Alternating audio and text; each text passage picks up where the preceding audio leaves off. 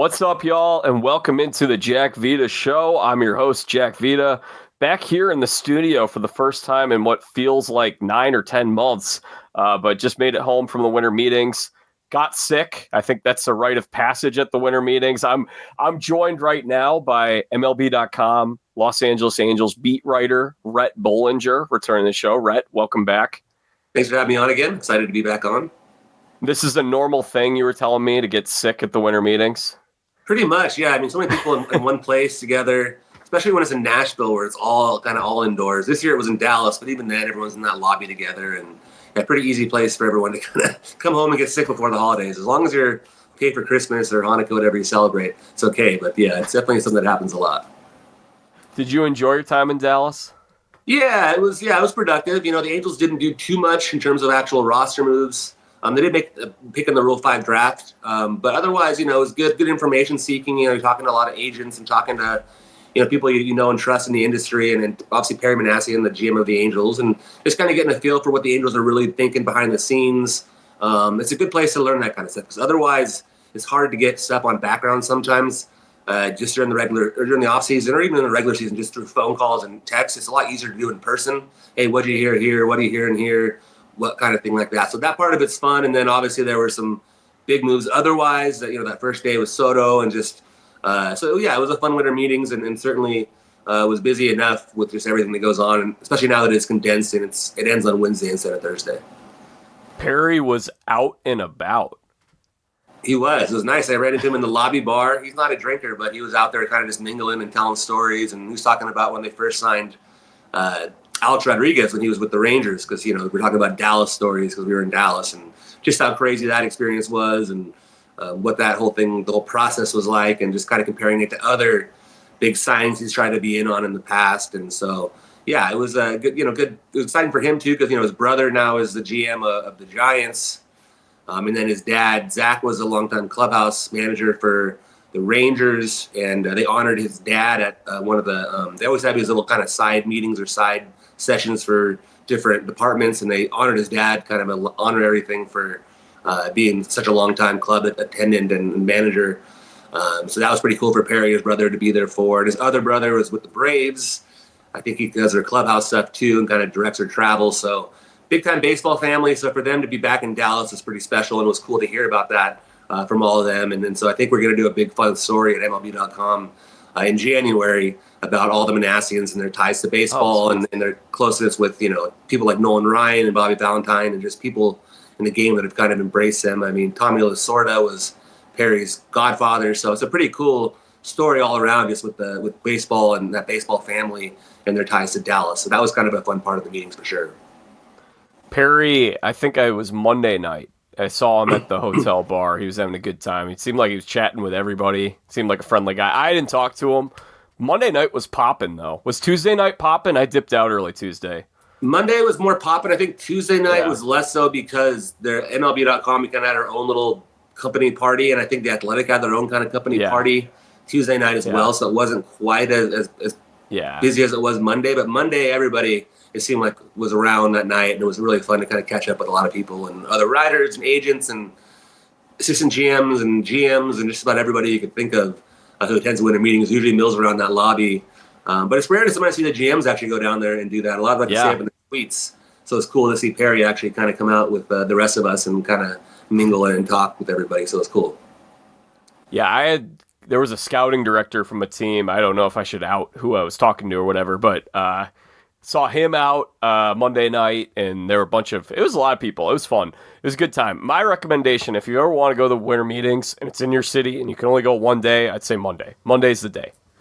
Yeah, I agree with that one for sure. Come out that day, check it all out. It's a fun, you don't need a credential. You can just kind of walk around the lobby area and see all the people there. And a lot of job seekers, a lot of young people coming in and looking for jobs in PR especially, or broadcasters come in with their demo tapes and all that stuff. And I know people that have done that in the past and now work as either broadcasters or major league PR people that have gone that route and gotten jobs that way. So it's a very interesting kind of event in terms of it's more than just the roster moves and the stuff you hear about like in the media. There's a lot of other side events and things that really kind of feed the just baseball in general.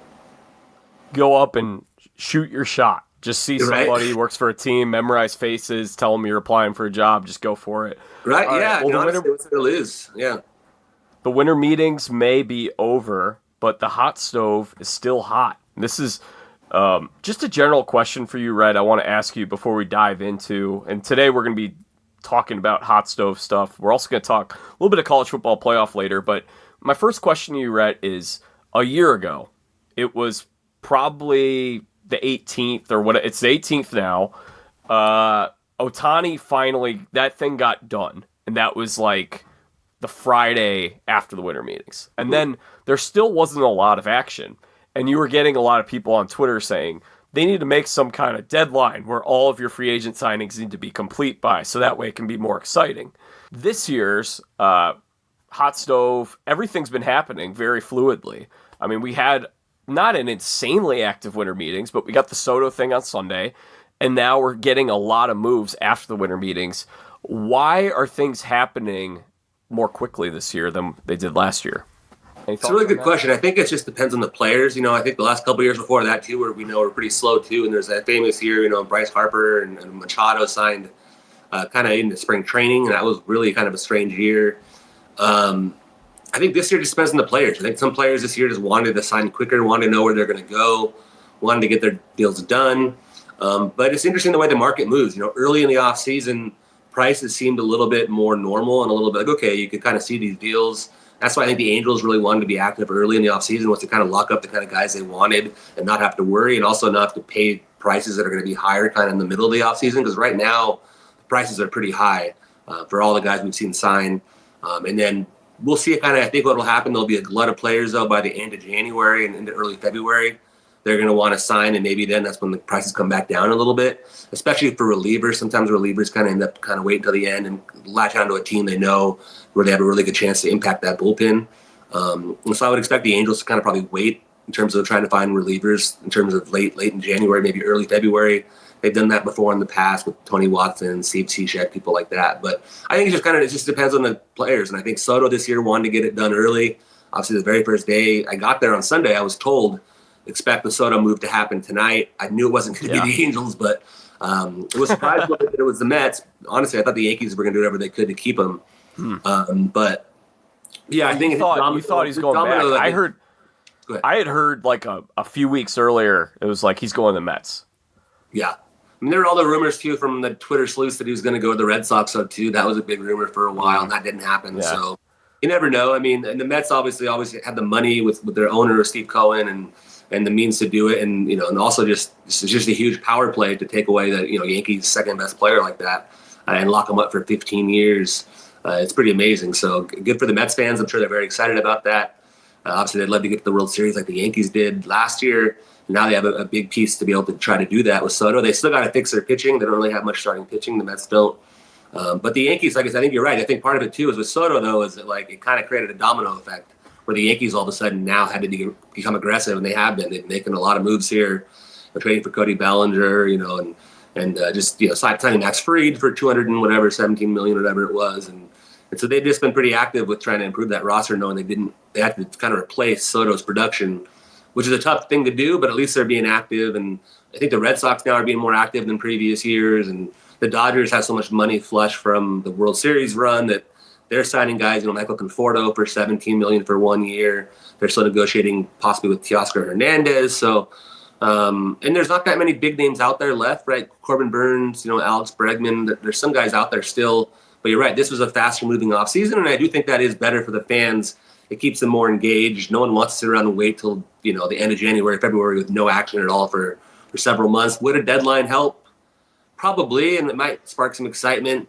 But I think most moves have kind of be done that day or close to it. People like to procrastinate. It's just how it goes, even with an industry like baseball. So we see that with the baseball trade deadline. Most of those deals kind of come down to the wire. So it makes for an exciting day, but is it best for baseball in the offseason? Would it maybe, screw over some players? Possibly. So I don't know if I really see it happening. So, yeah, I think it's what we're seeing right now. It's a cycle. So last year we had it was slow. I think fans may have overreacted a little bit. I got it. It was boring. There wasn't a whole lot going on. I think Boris, those top four guys for, past Ohtani, the 4 that we talked about, they were all Boris guys. Boris overplayed his hand. He thought that he was going to get those guys much more money than what several of them signed for. Actually, all of them signed for. Yeah, and really. I think the teams called his bluff, and I think you're seeing kind of the reaction to that of like, yeah, that's not going to work. Snell, Boris' client, he signed much earlier. That feels like that. True, right? Even Soto, too. Ago. Yeah, exactly. That is significant. You're right. That is a big difference. And I think those players probably realize that strategy of waiting to the very end really only works if you are Bryce Harper or Manny Machado. If you're a flawed player, the owners aren't going to cave in anymore and be like, okay, we're just going to give you this. They're just going to say, no, we'll give you a 1-year deal or a 2-year deal, and you can reset the market whenever, see how you do this year. So you're right. I think last year overplayed the hand, but this year these players, I think, were more willing to get these deals done, and the ownership was more willing to find like a kind of a common ground. But like I said, the prices still do kind of pop out. They are a little bit absurd. And that's why even the Angels, signing with who they did with, Travis d'Arnaud getting 2 years and $12 million. I mean, Gary Sanchez eclipsed that pretty easily, a guy that's not as good. So there's just, you say Kikuchi, they got for 3 years and 63, and we've seen some crazy contracts since then. And even that seemed like a little bit of a lot, but really it was kind of what everybody expected out of him. That's what MLB trade rumors had, was 3 years and 60, I think. So it wasn't an overpay at all in terms of the market rate, but pitching just costs a lot of money right now, right? I mean, even Alex Cobb barely pitched last year, and he's getting a lot of money. And I think Jonathan Loaiza got a decent amount of money. He hadn't pitched in 2 years.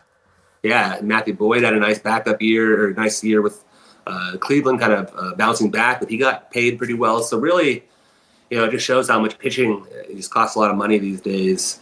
Because really, even Kikuchi you could get for the same price as Teoscar Hernandez, and Teoscar is a great player and was a big part of that Dodgers run, and so is Kikuchi. But it just shows the pitching right now, the premium on it. It always has been, but right now the prices are pretty high, and that's why I think we'll see some more trades here. Just because I think teams would rather try to trade for players and then pay for them in the free agent market in some ways, just because of the prices. I like what the Angels have. I mean, look, the Angels are kind of doing this now, it feels like each year, where it's like, hey, let's patch up, let's get a few guys. But I always seem to kind of like some of these smaller scale moves that they get and they make, and some have worked out really nicely, some haven't. One guy who I'm very intrigued to watch this year is Kyle Hendricks. Now, obviously, Chicago kid, he's a legend here. Never forget Game 7 of the World Series, but I still think Kyle Hendricks has a little bit of baseball in there with him. Part of the thing is he has been injured, but the thing is he's never been somebody who was a high velocity guy. Yeah. And I think history shows that pitchers that are crafty like him, they can still have a nice long career because they never had to rely on that overpowering fastball. They didn't experience some huge dip in velocity. And I kind of feel like, I don't know, he had a pretty good year 2 years ago. 2023, he had a sub-4 ERA, gave him, I think he pitched like 25 starts. So we'll see what happens. I'm interested. Yeah, and part of it too was he was tipping his pitches last year too. He fixed it late in the season and pitched much better. But yeah, he was tipping his pitches most of the year because his pitches weren't any different. You look at all this data and all that. The pitches were the exact same they were the year before and most of his career. Last year, from what I've been told, it was that he was mostly tipping early in the year, and they fixed that. And once they fixed that, he got back to his old self. And the hope is that he'll continue to do that. And the big thing too is he'll be a mentor.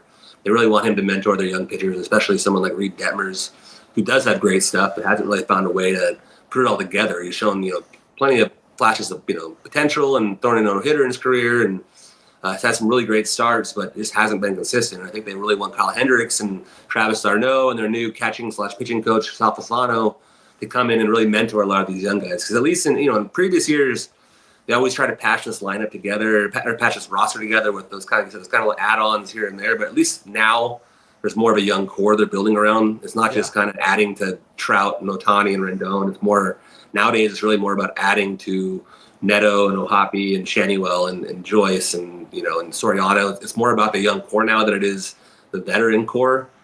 So the strategy has shifted, but I think it's kind of the smart thing to do now to they never really ever said they're rebuilding, but last year was a rebuild in a sense, and now they're continuing to kind of come out of that. And we'll see, it takes a couple of years to get competitive, but at least they're actually making moves and trying here this offseason to try to at least build a winning roster going forward. Hey, Rhett, speaking of the young core, I'm going to make a quick little announcement here. Last year had the current Angels third baseman, Anthony Rendon, on this show. This offseason, we'll be having maybe the third baseman in the future, Cole Fontenelle, will be joining the Jack Vita Show sometime in the near future. Awesome. Yeah, Cole's a great guy and very interesting background and a great player. Had a tough injury. And had a great, went to the World Series, the College World Series, sorry. And his family, Fontenelle, I think, was a very famous family in Omaha, I believe, as well. And he's got an interesting middle name. It's some sort of a sumo wrestler he's named after. So some good stories you can talk to, I'm sure, about with him. And they love him. I mean, the front office, the Angels front office loves him. They love him and David Marchand kind of as gamers, as guys that are more, just baseball players, right? They're not going to wow you completely with all their crazy, numbers and stats. Not even stats, but just like this, they're just not. There's more baseball players and kind of some of the guys that are the workout kind of legends or whatever you want to say. I think they'll be interesting players for the Angels, and I'm glad you get to get them on. That'll be cool. So Kyle Hendricks is now he was the last remaining member of the Cubs World Series team. That's crazy. I mean, that thing, it was 8 years ago now, so I guess it makes sense. Yeah. All those guys are gone. Cubs trying to build something new here for the future and for this year. I mean, we're going to get into all this stuff. The big move we're going to start with yesterday, most recent. Cody Bellinger shipped out of town, essentially a salary dump. Mm-hmm. The Cubs sent Bellinger and $5 million to the Yankees for Cody Poteet, a pitcher. This is really just moving money. This is clearing a roster spot. I think the Yankees are getting tremendous value here. What do you think? I agree. I think it makes a lot of sense. A left-handed bat for them. Someone that still has a lot of power in that short porch. He should be able to hit a lot of home runs there. He's certainly not Juan Soto, but they needed a left-handed bat to kind of replace him in that lineup to be buying, right there with Aaron Judge. And I think Bellinger showed enough, kind of bouncing back with the Cubs, that he's still a good player. He's not the player he was, I think, with the MVP player he was with the Dodgers, but he's still young enough. You could see it, maybe him bouncing back and having another big year with the Yankees too. So for the Cubs, it clears all that money. It makes sense to kind of move on. It wasn't the greatest signing of all time for them, but he did play better with them as it kind of went along. So clear that money. As long as they spend it, I think it makes a lot of sense. We've seen that a couple times in the offseason. The Angels did that with Jorge Soler. They traded, Griffin Canning to the Braves for Soler. The Braves didn't even tender Canning. So same thing with the Cubs. They'd love to get what they can out of Poteet, a decent reliever when he's healthy, but really it was about kind of clearing that salary. So I'm curious to see what the Cubs will do now to kind of build on that. But yeah, they do have some good young players here, and I do think Bellinger was someone that made sense for them to move. And for the Yankees, I mean, if all you're doing is really paying for him, I mean, it's a great move to try to at least get a kind of catch lightning in a bottle and get a left-handed bat like that with power and can run. Bellinger was like a top 7 or 9 player in the National League 2 years ago. And he is a little bit of a pull hitter. Mm-hmm. I think that short right field porch is going to serve him extremely well. He plays a great center field defense. You can use him at first base if the Yankees... Nightingale's reporting that they are going to sign one of 4 guys. It'll either be Goldschmidt, Walker, Alonso, or Carlos Santana. He says they're getting one of those 4. That makes sense to them, yeah. But yeah, if they for some reason saw someone else that they want, maybe they want to trade for Arenado instead, and plug in Arenado at third base. You could do Bellinger at first base a little bit. They've got some options here with Bellinger. He's a very flexible player. I will say this though, from the Cubs end of things, I honestly feel like it makes more sense to hang on to Bellinger after you go out and get Kyle Tucker, because you go out and you get Kyle Tucker and you're like, this is what this lineup needs. You need an aircraft carrier. That's what Kyle Tucker can be for this team. I don't see many bats behind him. I see Suzuki, who they might trade. I think they probably will trade. Mm-hmm. And then Michael Busch was a breakout last year, but I really don't see a lot of length in that lineup. So if you're going to go out and you're going to get Kyle Tucker, and that's a kind of go for it move this year, I think it makes more sense to hang on to Bellinger. I understand the salary ramifications, all that stuff, but I think that they could really use Bellinger if they're going for it with Kyle Tucker. Yeah, I agree. And maybe that's why they're doing this move. Then maybe they just because Bellinger left-handed bat too. Maybe what their plan is they're going to move on from Bellinger and then use that money they saved to finally find a right-handed bat that can fit their lineup though too. Because you're right, they definitely need more offense. There's no reason to go for Kyle Tucker and then not go all in, right? The guy's a franchise player. They only have for a few more years after acquiring him in that trade. 1 year. 1 year is how it is, 1 year, and then he's going to get got paid. 1 year, so he's going to get paid crazy trade, after that. So yeah, I think the Tucker trade. So by the way, they give up. Sorry to cut you off, Rhett. You're good. Hayden Wesneski, who's had some moments. I think there's some potential there with Wesneski. Isaac Paredes, who is also a pull hitter and is going to hit it very nicely in the Crawford box. He makes more sense for the Astros. Yeah. And they sort of had to move an infielder if they want to give Matt Shaw an opportunity to play next year. So they were kind of clearing him out. But then they're also giving up Cam Smith, who they just got in a draft this past year, who a lot of scouts love. Now, he is early in his development. I think he was in A-ball this past year.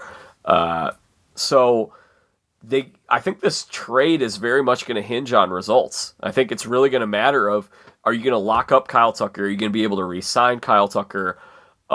Because if you don't, and you don't make the playoffs this year, and then Cam Smith ends up panning out, then you're looking at, this is not a good trade. Yeah, absolutely. The question is, are they going to be able to re-sign Tucker? He's going to get a crazy amount of money in free agency. He's as good a hitter as, I think last year his numbers were, he was hurt most of the year, but his numbers were better than Soto's offensively. So yeah, he's going to get a lot of money there in free agency, and a lot of teams are going to be after him as a left-handed bat like that, who's a pretty solid defender too. So yeah, they'll definitely have their hands full trying to keep him. So yeah, they really is kind of, if you're going to sign or trade for him and only has 1 year on his deal left, then you better kind of go all in this year. So that Bellinger move must be, I'm sure, hopefully for their fans, is a move for them to clear money for bigger things, because you can't trade for a guy like that and then just move Bellinger for nothing and think your team's getting that much better. So yeah, it makes more sense if you're going to clear out Bellinger and Suzuki because you like some of your outfield prospects, because they have a lot in AAA right now, and there isn't much of a path for those guys to play. They have several top 100 guys that are all in AAA right now. James Triantos, Matt Shaw, Moises Ballesteros, Kevin Alcantara, and Owen Casey. Those are 5 position players, and several of those guys are top 50. So there's a lot of talent there. It's just a matter of where you get these guys at bats and how you do that. And you've got a log jam of a lot of position players that are making a lot of money, but not really bringing you the results that you're looking for.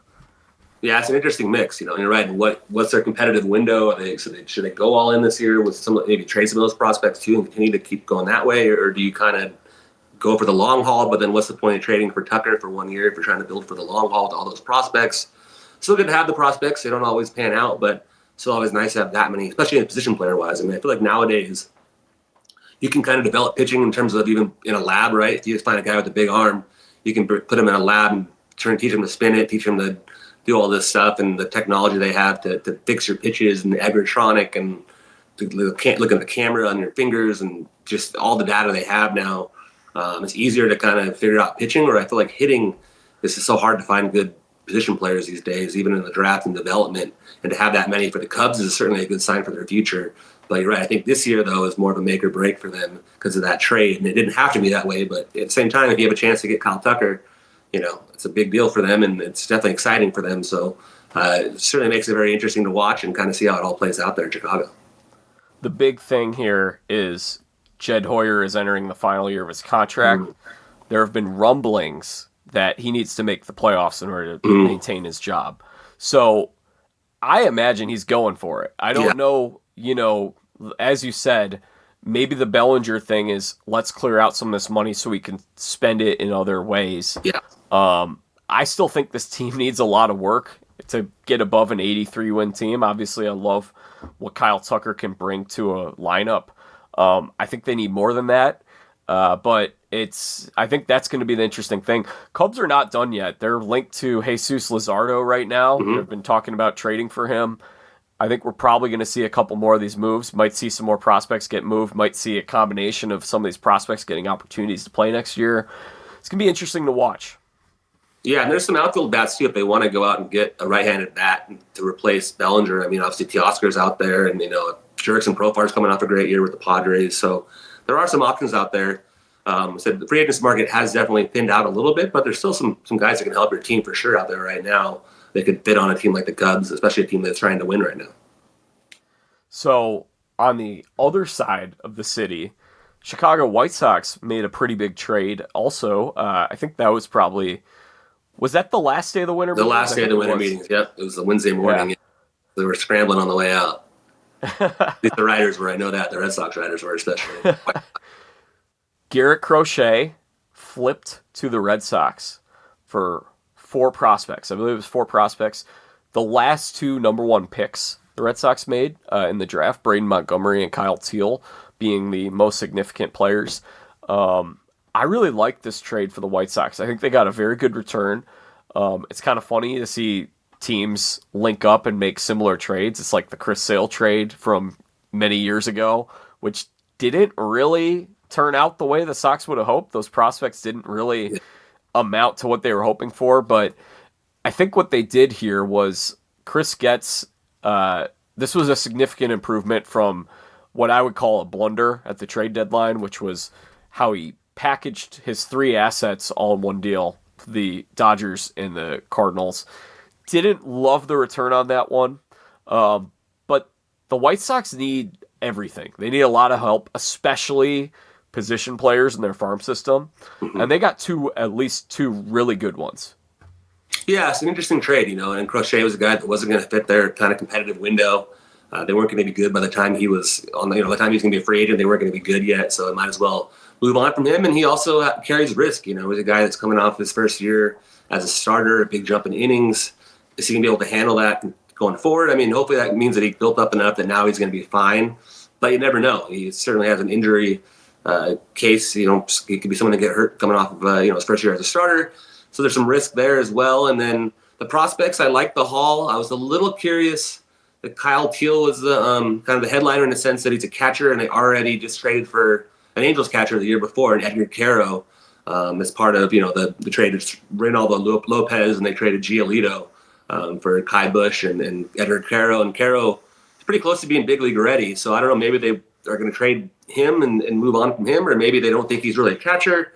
But that kind of was interesting to me because I always heard such great things about Caro being their catcher that, to go for Teal, maybe let's go with 2 catchers and see how it goes. But Montgomery is an interesting player. You never know how he'll do because he's coming right out of the draft. He didn't play professionally last year, so we don't really know the data on that yet. But certainly had a great college career. It was a masher in college. Does it always translate? Not always, but the numbers were pretty good in the SEC, which is kind of like the minor leagues anyway, in a sense. It's kind of become such a great conference for college baseball.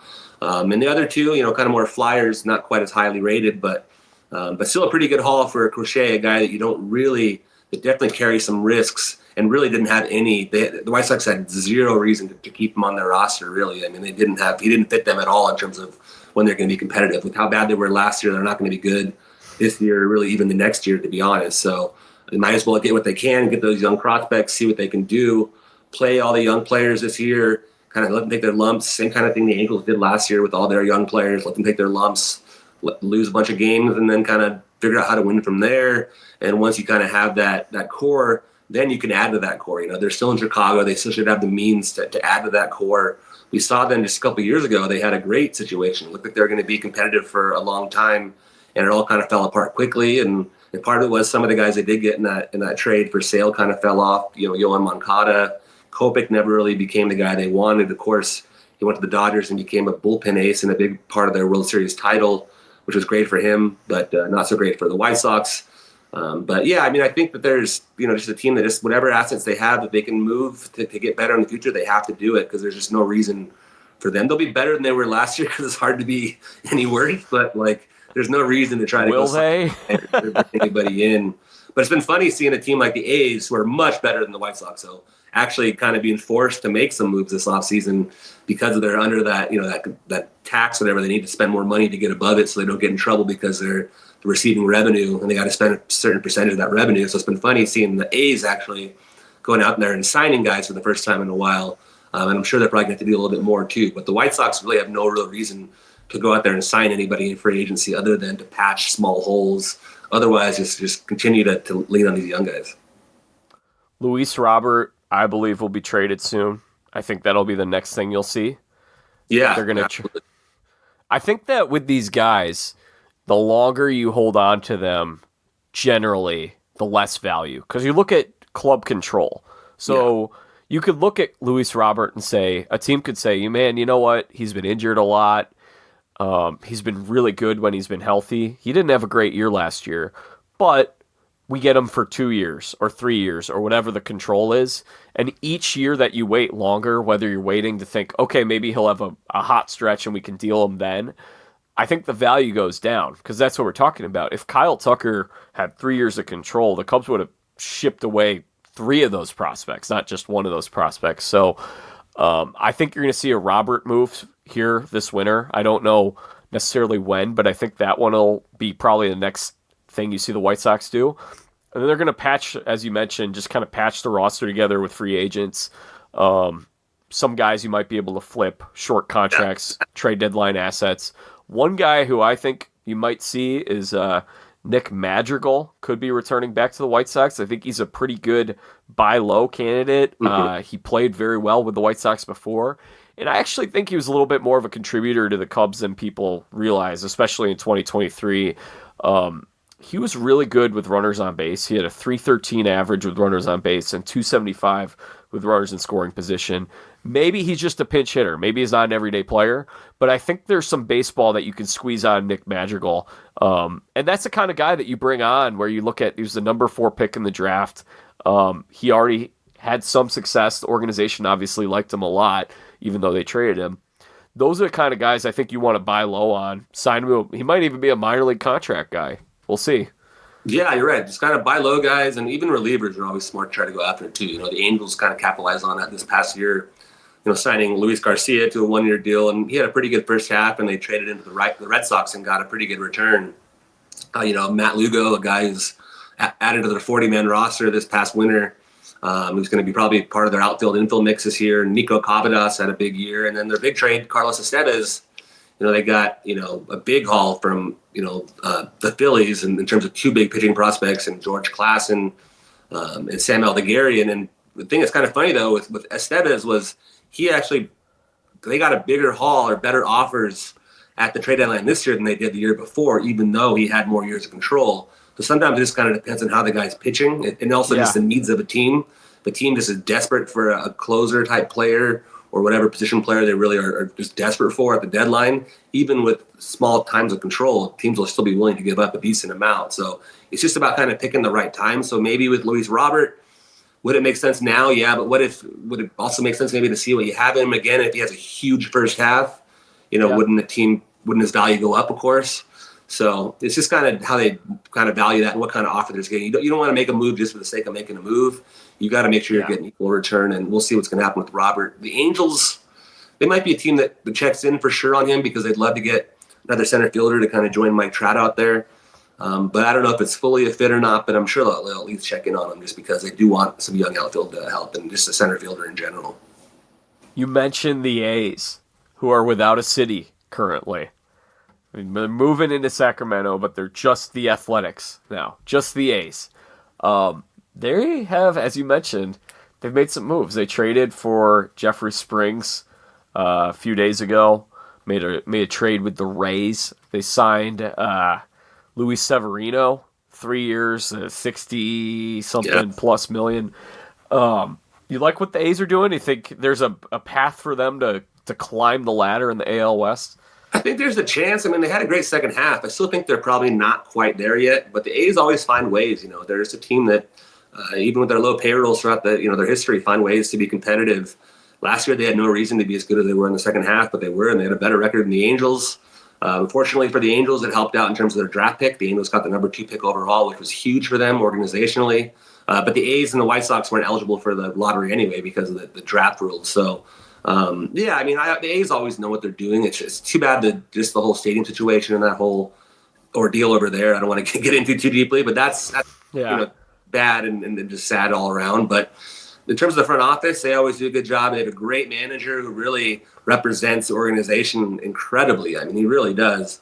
So Kase. So, I think he's just a pure classy guy that really does a great job of representing that organization. And they've got some good, young, fun players. I mean, Mason Miller's awesome, and they've got a good infield and, some big players. Lawrence Butler had a great breakout year. So they're a team that's, easy to root for because of their situation they're going through. And I'm sure baseball is dreading if it was like a A's, Rays, ALCS or something, and they're playing in the minor league ballparks in the playoffs. But hopefully it doesn't come to that, or hopefully it does. Maybe it'll be fun, but probably not great for revenue.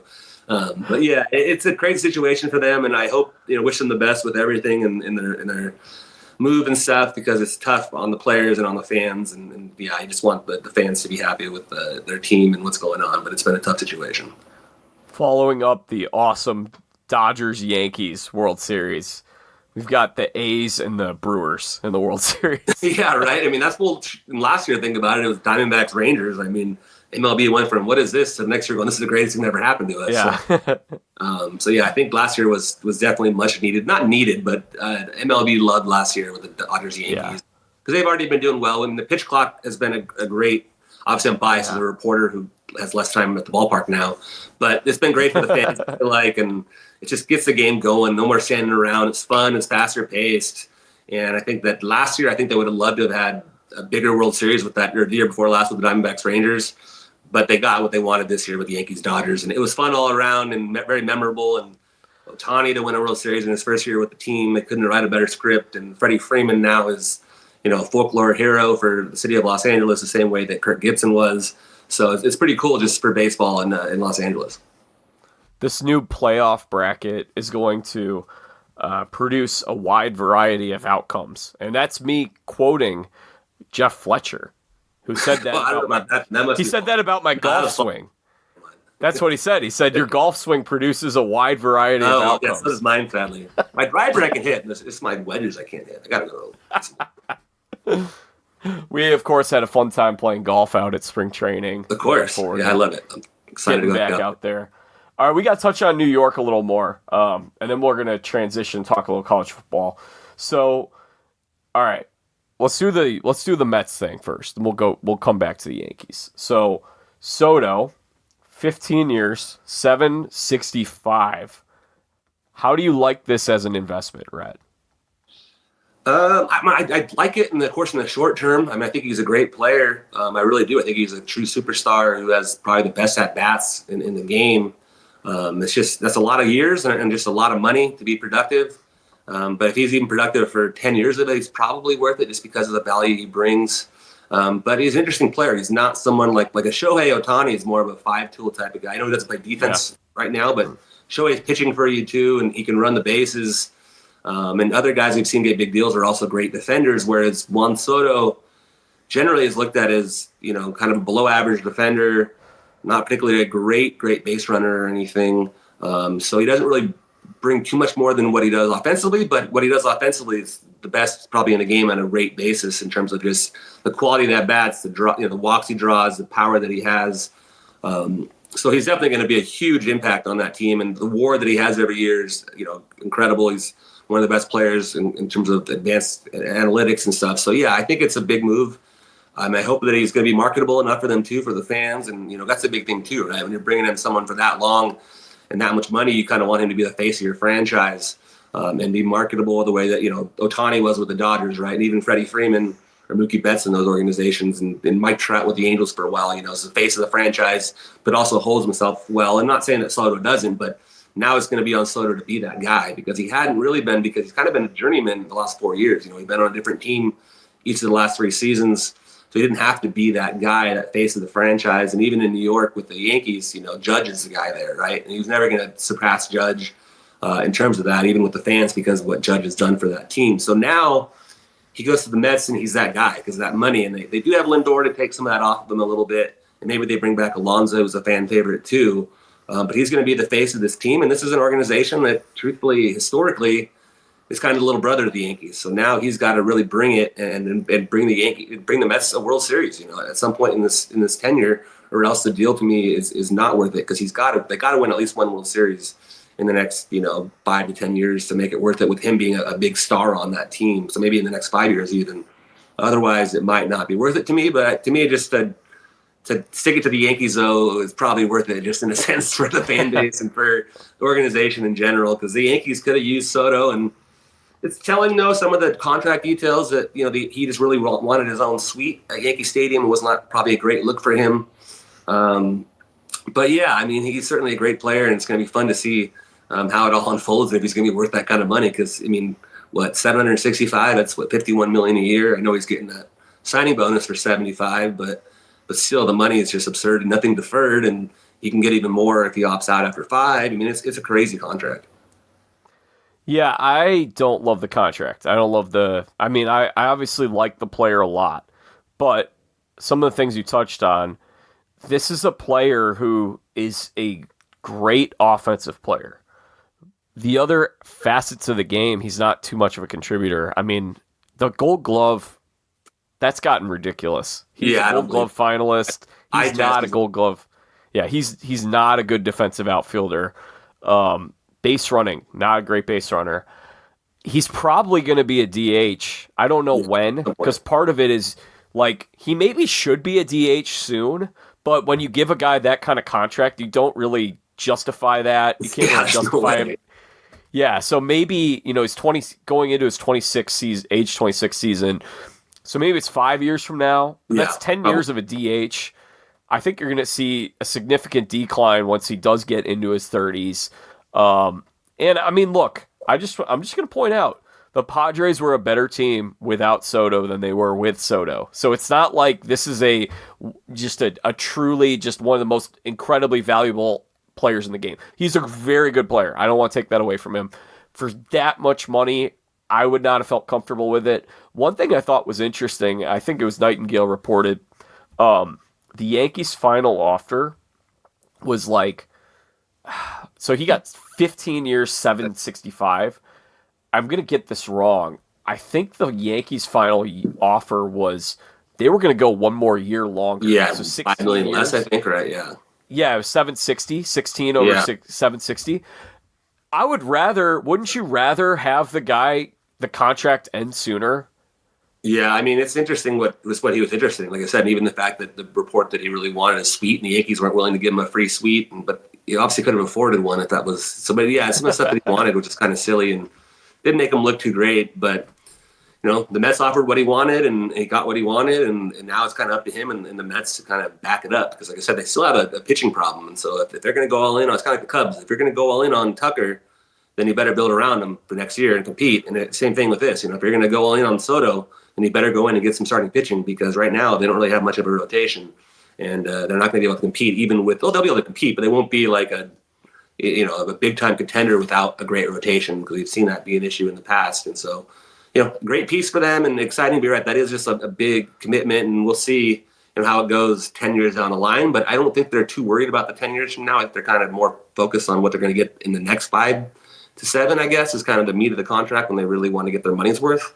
But it's just not the same. Like the way that Ohtani's contract was such a slam dunk no brainer, and Ohtani, the deferred money, and then Ohtani brings in so much excess revenue, and he's so marketable, and the sponsorships.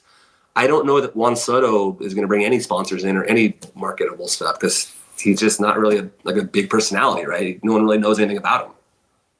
Yeah, Rendon said that when I talked to him last year on this show, where he said basically the Dodgers are going to make that money back in like 2 years. There's been stories out there they've already made it back, like really just in the 1 year with the World Series the way they won it. Yeah. And just the jersey sales, and I saw some story that 80% of Japanese tourists in Los Angeles, as part of their visit to Los Angeles, stop by Dodger Stadium at least once, and they're not going there to not spend money. So it's crazy, just the money they're printing from that contract. I think the Yankees, so part of my question is like, wouldn't you rather, so if he's 26, he's going to get paid till he's 41. The Yankees were willing to pay him till he's 42. I'd rather give him more money in less years. Well, I think some of it's probably just AAV, right? I think that's for the salary, for the tax purposes, right? I mean, I don't even know, because I know hockey did that for a while. I remember NHL used to do those big, long, like 13-year contracts. And they had But that was just for salary cap reasons at the time to like have a lower cap hit.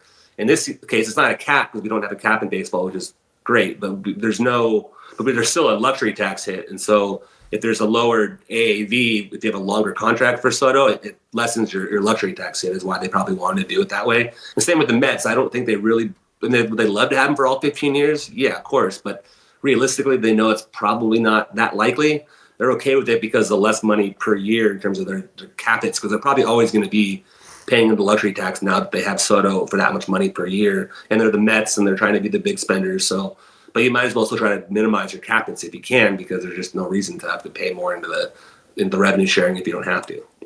Was it Ilya Kovalchuk who had that huge, it was I believe so. Yeah, years. Yeah, I know that they had to change their CBA to fix that, because a lot of guys were getting big contracts. I remember even when I was with the Twins, they signed Parisi and a couple guys for 12-year contracts, 10-year contracts that were just there's no way those guys were going to play that long, but they had to do it for salary cap reasons, and it's just funny the way that the different leagues operate, whatever. But I get happy when I get to talk hockey. I don't know nearly enough to be talking about hockey the way I talk about baseball. But I enjoy it, but I'm more of a playoff hockey guy and bandwagon Kings fan.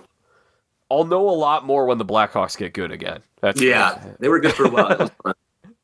Still not good. Okay, I'm going to touch. We'll circle back to the Yankees and we'll transition over college football. So with this Bellinger or with the Soto thing, I think it's like that. Jonah Hill says it in Moneyball, where it's you lost these guys, but I think this opens up a world of possibilities for what you can do with your roster. And I feel that way about the Yankees, and I like what they've done so far. I love the Bellinger ad, as we touched on. Mm-hmm. They still have some more position players that I imagine they're going to target. I mean, the Arenado trade, that could be something. They could, they're going to sign one of these first basemen. And then I think you look at that lineup, and it's there's a little more length to that lineup than they had last year. You got Jazz Chisholm for a whole season. He fit in well in the Bronx. They made a couple other moves, though. Curious what you think about these, Rhett. Max Fried gets 8 years, and it was 218, I think, or something. Yeah. Yeah, it was a lot.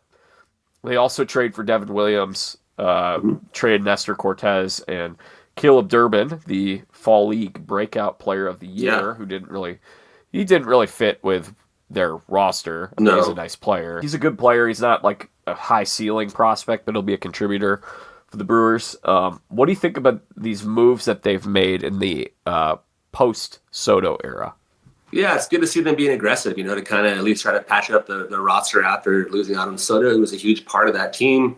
Helping get to the World Series, was their number 2 guy behind Judge, and now they're kind of at least trying to pivot to continue to make additions. Fried was a big signing for them. A lot of years, for a lefty that's a very good lefty, but still seemed a little bit high, but still not on the crazy meter in terms of Soto. I mean, you can see that one making a little bit more sense, but always still a little bit of a risk. But they did a good job with Garrett Cole. That contract's actually worked out for them pretty well, despite giving Cole the money they gave him. So they've been pretty good about targeting starting pitchers in the past. And then the trade for Devin Williams. I mean, Devin Williams is one of the best relievers in baseball. Obviously I gave that big home run to Alonso, but that's not really him. He's a great, great pitcher. I didn't have to give up too much. Like you said, prospect-wise, obviously Nestor Cortez is a good lefty. They didn't really need him as much anymore. And same thing, the Freddie Freeman home run is kind of the end of his Yankee career. But, the prospect they got is a guy that steals a lot of bases, had a great showing in the Fall League, can get on base. He's more of a gamer, kind of more of a baseball guy like that. So, but I don't know that he's going to be a star or anything, but I think he can definitely help the Brewers. And so if you're the Brewers, to get anything for a reliever makes sense, even if it is, a reliever as elite as Devin Williams. So, so at least the Yankees are being aggressive here. I'm sure they're going to continue to do more, like you said, now to first baseman. Their lineup isn't really the issue. It's just a matter of getting, a little more pitching too, and just kind of adding to that mix. But with, Clay Holmes and now having, adding sorry, they lost Clay Holmes, but to add to that bullpen, I think makes a lot of sense with Devin Weaver. Yeah, so it does, Weaver, yeah. So it just makes sense to kind of add to that bullpen and make some big additions here, because they got to make splashes. They can't just make small moves, because Soto was a big part of what they were doing, and Soto was a huge reason why they got to the World Series. And Gleyber Torres is a free agent as well, so they are losing some guys here potentially. So they got to continue to replace them and kind of find a way to make this roster, World Series team, because that's what the Yankees fans expect every year. And it's been a long time since they've won one, which I think the rest of the league isn't too mad about, but or fans aren't. But it's been a while. And so, for them, I know the urgency is always there. And to lose someone like Soto, I mean, I always just thought Soto go back to the Yankees, because how could they let someone that good go?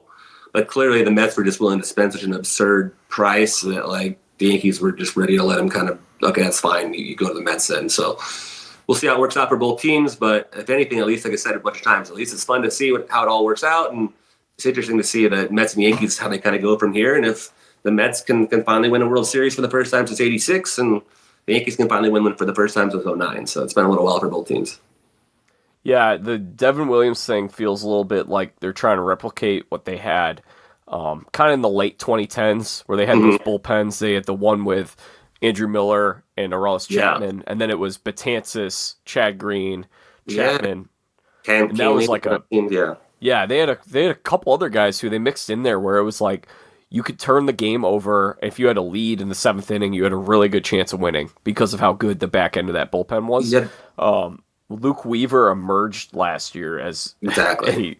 They're pretty good at that. They're good at finding relievers and turning them into pretty elite strikeout guys, and then kind of cycling through them. But Devin Williams is the best that they've got in that mix, because Williams, I think he has the second lowest ERA behind Clase over the last 5 years. So I mean, he's up in that stratosphere as one of the best relievers in the game. That changeup he has is the best pitch in baseball in terms of, I think, on a rate basis, in terms of just nobody can hit it. So he's elite, but at the same time he's not unhittable. We saw it with Alonso, so you never know when these kind of trades here. But it certainly was one that's going to make their team better. Yeah, I'm not crazy about giving a pitcher 8 years at this age. I mean, Max Fried is 30. I am a big Max Fried fan, as we talk about. I think in the short term that'll be a pretty good signing, but I think they're going to be several years at the end of that where. Or I should say, I fear that you're going to have. Yeah, that's pretty fair, pretty standard with pitching. It's so hard to expect them to be that good for that long. Especially this day's age, where we're so focused on max velocity, max effort. He's luckily not like a guy that relies too much on velocity as a lefty. But you're right. I mean, that big report just came out yesterday at MLB just about all the increased velocity and how it's the number one contributor to injuries and how they're going to try to fix this. I don't think it was a big surprise that that's what the big contributor is, but they got to find a way to kind of fix the game in terms of starting pitchers and having them go deeper and stop throwing max effort. But until they maybe have to implement new rules, I just don't know how they're going to make it incentivized to change it. But it is interesting to see these teams these guys just go all out and then get hurt. But so let's talk college football playoff here for a few minutes. Or did I give you enough chances to talk about the Angels? Was there anything the Angels totally. I brought my Angels there when I had to. All right. So this is the first time 12-team college football playoff kicks off Friday. Indiana at Notre Dame, two schools in the same state that never play each other. There could be snow. It's at Notre Dame, which is, I mean, this is going to be really fun that it's at the schools. Now, it's going to be a little interesting. I mean, that's going to be a game that's very well attended because Notre Dame. But, I mean, a lot of these places, kids are going to be on winter break, so it's gonna be interesting kind of what the student sections look like and all that. But we got our first 12-team bracket. Just early thoughts on this bracket, the change to the format, all that stuff. Yeah, it's fun to finally have a playoff that's a little bit more expanded in college football. Like you said, there are challenges as part of it. I think this bracket in general, I think, was kind of created for the old kind of system with all the other conferences before the Pac-12 kind of went away and the Big Ten got merged, with a lot of the best teams from the Pac-12. And so I think that the system right now is a little bit wonky in terms of where they're putting some of the teams and how they're seeding it. I think really, if anything, after that first round, they should reseed it, because I think teams like, not that I ever would root for them, but Oregon, I feel like, is the best team so far this year by far in terms of being undefeated, but their schedule to win it all is the toughest of all the teams, right? So why do they get punished for being the number one seed overall and get the toughest road to winning a championship? So if they win it, they certainly deserve it. But yeah, I just think that some of it is a little wonky the way they seed things, but I understand why they did it and the mechanisms for why they did it, and because of the current system. But because is Arizona State? Sorry about your Sun Devil saying it, but are they really a top 4 team? Is our Boise State really a top 4 team? Like, if they're going to play a team like Georgia or something like that, they're not going to be favored to win that game. So, but at the same time, reward them for winning their conference, and that's the system that as it is, and it makes for a fun tournament here at the end of the year. The first round will be awesome with some of these cold weather games and see how it goes and see these crowds. Hard thing is just sometimes even just like the second round, it's just like, as a fan, like what game do you want to pay to go to, right? If you're an Oregon fan, did you really want to spend your money to go to the Big Ten title game in Indianapolis? Probably not, because the game didn't really matter. If they're going to lose, they were still going to make the playoff. And then, in the first round, you're they get the bye, and then they go down to the Rose Bowl, which is at least not too far to come down south here, and it's a beautiful venue. But do you want to go to that, or do you want to go to the next round, or do you want to go to the championship game? Like, so I wonder how tickets are going to go, or how these fans are really going to fill some of this up in, because I know you went to the Big Ten title game, right? And were the tickets Big 12? Dirt cheap. Big 12. Okay, were the tickets dirt cheap? Or I got first row of the end zone for $70 a ticket. Yeah.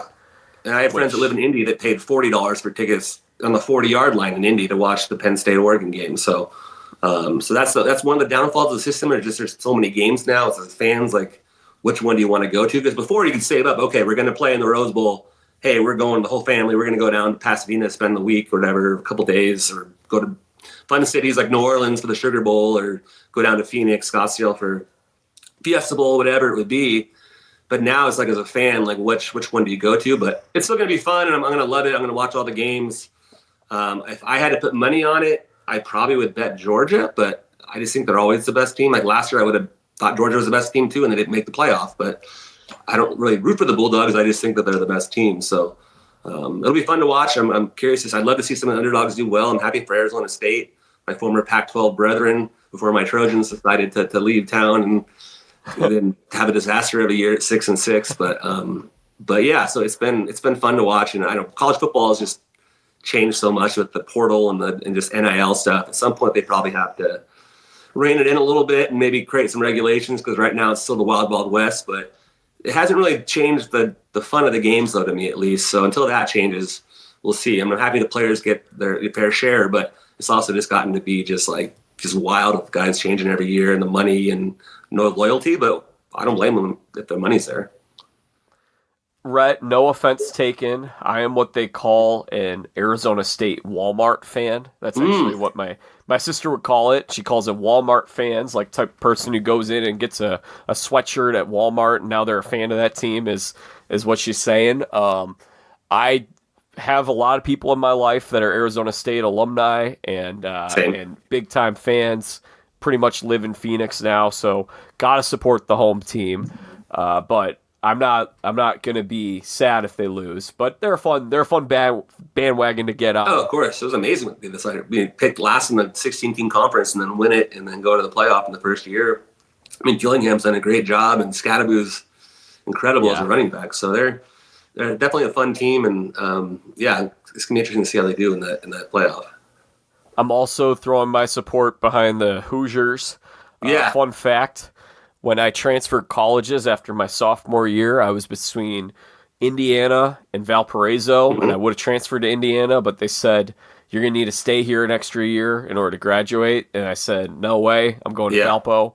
But I claim Indiana as another team that I will be rooting for, another great underdog. I love this format. I think this is so much fun. I do think that there are things that we can correct and change. I think the ultimate goal, something that a lot of people would disagree with, but I would love it if one day every single conference champion got an automatic bid. If we had, maybe that's an 18-team playoff, maybe it's 24-team playoff. Obviously, you don't want it to get too big because you want the regular season to mean something, but I love the fact that Boise State is going to get a chance. I love the fact that Arizona State's going to get a chance. Now, maybe the way that we fix this thing is, it's conference champions. It's a top 4 conference champions. Highest ranked conference champions get buys, right? That's how it is. Yeah, exactly. You don't need that, especially with this new landscape of where these conferences have changed and everything. So in reality, Arizona State and Boise State are maybe the 8 and 9 seeds in this. Yeah, right. Yeah.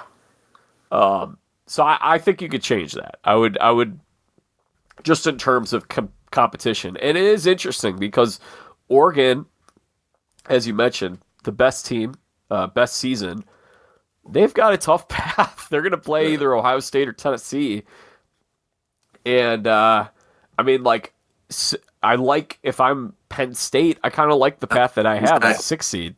Yeah, why do they get rewarded? They're the team that has lost to Oregon in the Big Ten title game and has lost twice, and they're going to get a way easier path than Oregon. It doesn't really make any sense to me. If I were an Oregon fan, I'd be pretty frustrated about that. And so there's definitely a lot of different cases to be made about how they can fix this and hard thing really just going forward is that it just seems like it's going toward a 2-conference model, really. I mean, it's the Big Ten and the SEC. That's where all the money is and all the big teams. And at what point does it become the NFC and the AFC pretty much junior in a sense and become – so it's just the way it's all changed so rapidly.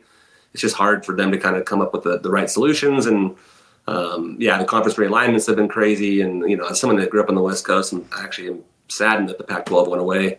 I haven't really – just one of those things where it's weird to be in the Big Ten as an SC fan and all that stuff. So, and obviously didn't go very well football-wise either for SC this year. So, how'd you enjoy your first year in the Big Ten? not very well. I went to a lot of the games, though. I mean, I had season tickets to the home games and went to the game at Vegas and saw them beat LSU, which was kind of exciting. And then, that was kind of the top moment, and it all went downhill from there. And went to Minnesota and saw some friends in a game there. Went to the Big House for the first time, and that was cool. So certainly got out and saw them play enough. And same thing last year when they actually were even worse with their defense. So, so it's one of those things where hopefully they're going to be better, but I don't know that they have the right coach right now with Lincoln Riley. As much as I loved him a couple of years ago, it's been pretty tough. But, they're historically, I think they'll figure it out, but it's just a matter of they've been pretty rough since the Pete Carroll era. It's been a lot of ups and downs and mostly downs. So we'll see. But I always try to keep the hope and still love my Trojans. But tough first year. And now we're a women's basketball school now. So it's all right. Oh, okay. Okay. Juju Watkins is our star. No more Caleb. I'm just excited to have so many bowl games that players won't be sitting out of. I think that's one of the big problems we've had is I love bowl games, and I understand why guys don't want to get injured and they sit out of those games. Yeah. But it used to be so special to see these guys. This is the last time a lot of these guys are going to play football ever, and to strap on, the helmet and the shoulder pads one last time all together. There's so much. I really like that. I really enjoy bowl games. And this is a format where you're going to have 12 teams where they're not doing that. They're not sitting out. These guys are all going out there. They're competing. These games are going to be competitive. To have New Year's Day where you're going to basically have, 4 of these games, just all 3 of these games, just all in a row of each other. We're getting our own March Madness version of college football, and I love March Madness. It's the best event of the year. So I'm just super excited to watch it as a viewer.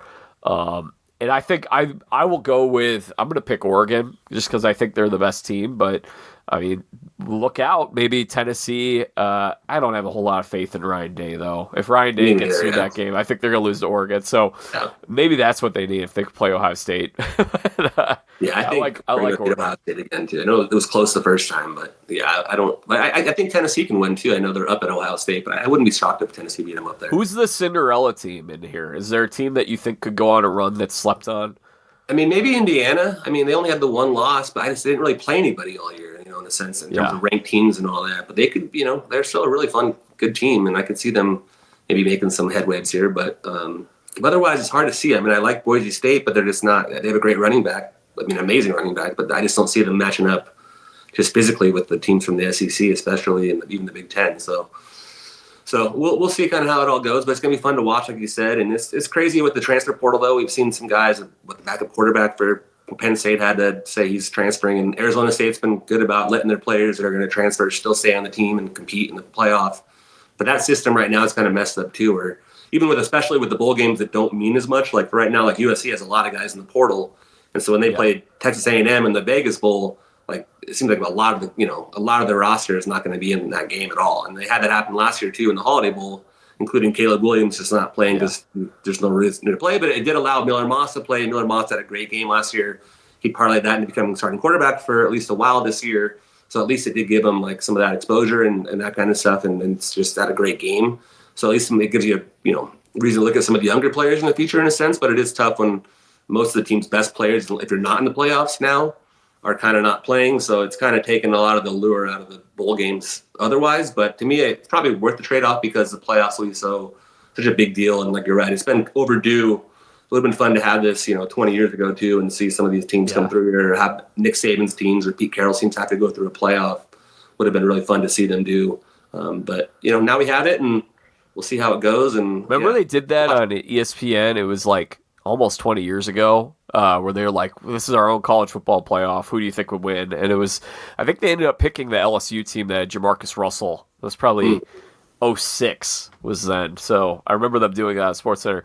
The reason I was shaking my head was because of Moss and that game at USC, I had to hear for months leading up to the draft here in Chicago, the Justin Fields cult about, he was so good. Caleb's not that good. It's just, Caleb's the best Bears quarterback of my lifetime. Yeah, he'll be fine. He's had some messy situation with the roster, the front office, all that. Yeah, left tackle. They lucked into him the same way the Bulls lucked into Derrick Rose. So we'll see what happens. Yeah, I'm rooting for Caleb for sure. Give me your Final Four real quick, Rhett. Final Four for the college football? Mm-hmm. I have to look at the bracket better, but I would think then I think Georgia's going to win it all, and I still think so. Texas would probably be in that Final Four then too. I'd have to see the actual. I'll give you mine. You might agree with mine. Oregon, Georgia, Texas, Penn State. Yeah, that makes the most sense to me. Yeah, because I think Georgia's going to come out of the bracket with the Notre Dame for sure. Yeah, Penn State. Gosh, there's an easy path with SMU and then Boise. Yeah, I think they'll beat Boise too. So yeah, that makes sense. And I do think Texas gets through for there. And I think Oregon. I mean, my wild card, I guess, which I didn't say, would probably be Tennessee. I think it'd be fun to see Tennessee beat Ohio State and Oregon and get back in there. Mm-hmm. They won the inaugural '98 BCS. I remember with T. Martin after Peyton left. So I do, at least maybe they could win it'd be fun if Tennessee won the first BCS and the first playoff all around. And they've talk about a great college program right now, winning the College Baseball World Series.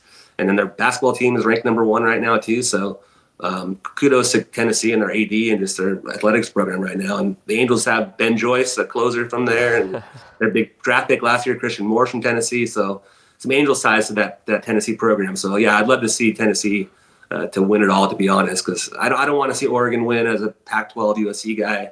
I love the fact that Oregon has a big 0 on their helmet for how many championships they've won in their history. Let's keep it that way. So yeah, I would think it'd be fun to see an underdog kind of like Tennessee pull it off. But to me, I think if I were a betting man, and I'm not, I'd bet Georgia. All right, he's Rhett Bollinger. You can follow him where? You can follow me on X or Twitter, whatever you want to call it, at Rhett Bollinger. That's mostly where I put my stuff on there. I did start like a Blue Sky, but I haven't posted anything. So yeah, me neither. That's kind of the main place. I got on there. Everyone's like, "This is the new thing," and I feel like it's just a lot. It had a little bit of steam like in early November, and I feel like it's kind of dying off. Big thing, you find my work at angels.com, MLB.com/angels, and then my newsletter comes out twice a week. It comes out Mondays and Thursdays during the off season, so I'll keep busy with that during the off season, and then during the season, same thing. I'll have my newsletter twice a week. That's kind of the main way, and then obviously cover the team otherwise, but the newsletter is a big part of my coverage. And then, I'm trying to be active when I can on X when the Angels are making moves and things like that. So, yeah. Rhett, thank you, as always, for your time today, pal. I'm sure we'll do this again soon. Of course. Thanks for having me on. Always a blast. All right, guys, that does it today for our conversation with Rhett Bollinger. Always a treat to talk with him. And this is the first time we've done an episode in a while. I'm finally back in my studio. There'll be a lot more going into the new year.